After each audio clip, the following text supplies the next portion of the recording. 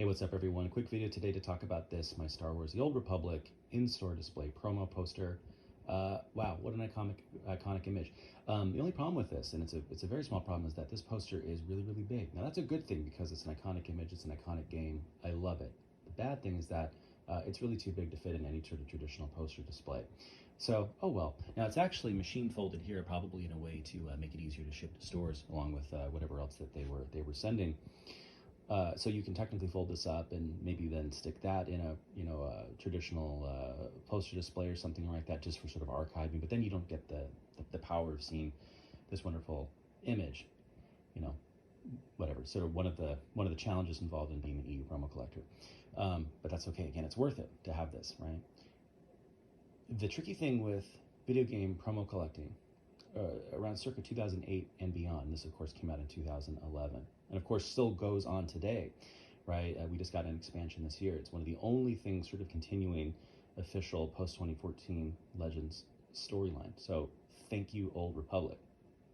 One of the really tricky things that I really think is initiated with The Force Unleashed in 2008 is that there's this new explosion in promo materials, in-store displays, whatnot, related to the video games. I mean, up to that point, there were a lot of your traditional sorts of things, posters and flyers and some t-shirts and hats and buttons and stickers and things like that.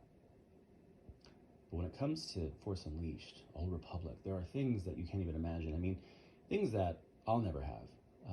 Things that I wouldn't even be able to display anyway. Gigantic, 6 foot tall standees, with Star Killer, or just amazing stuff that every once in a while you don't even really know exists until you see like some gamer on YouTube or something in the background has something. You're like, how did you even know that existed? Where were you at the time when that was getting sort of like, taken off the truck into GameStop? Or I mean, did you just intercept it in between? I mean, how did you even get that, right?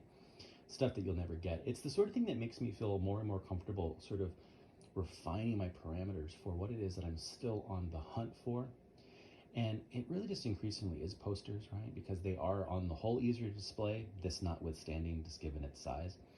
But again, at least there's a certain sort of predictability there, right? With most Star Wars releases pre-2014, there's going to be the traditional things, right? Some posters, some flyers, some sell sheets, things like that.